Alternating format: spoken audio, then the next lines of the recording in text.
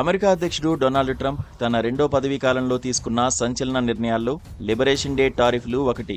April 2న ప్రకటించిన ఈ టారిఫ్లు ప్రపంచవ్యాప్తంగా 10% సుంకాలతో పాటు చైనాపై 145%, భారత్పై 26%, కెనడా, మెక్సికోపై 25% టారిఫ్ విధించారు.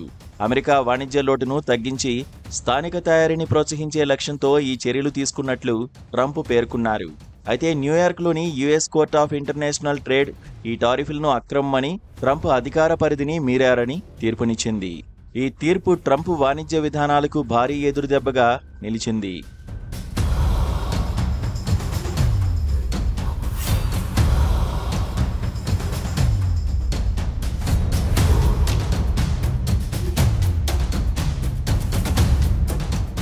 ముగ్గురు న్యాయమూర్తుల బృందం రాజ్యాంగం ప్రకారం వాణిజ్య నియంత్రణ అధికారం కాంగ్రెస్కే ఉందని, 1977లోని international emergency economic powers act కింద అత్యవసర స్థితిలో మాత్రమే అధ్యక్షుడు సుంకాలు విధించగలరని స్పష్టం చేసింది.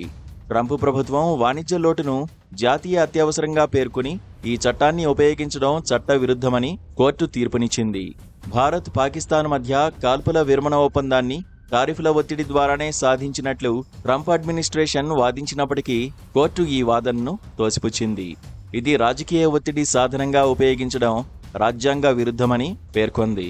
ఈ టారిఫ్ల వల్ల అమెరికా ఆర్థిక వ్యవస్థలో అస్థిరత, ధరల పెరుగుదల, చిన్న వ్యాపారాలకు నష్టం వంటి పరిణామాలు సంభవించాయని ఒరెగాన్ నేతృత్వంలోని 12 రాష్ట్రాలు, 5 చిన్న వ్యాపార సంస్థలు వ్యాజ్యం దాఖలు చేశాయి.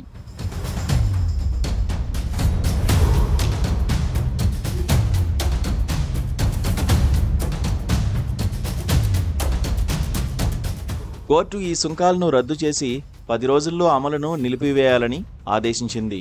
ట్రంప్ అడ్మినిస్ట్రేషన్ వెంటనే అప్పీల్ చేస్తామని ప్రకటించింది. ఈ వివాదం సుప్రీంకోర్టు వరకు వెళ్లే అవకాశముంది.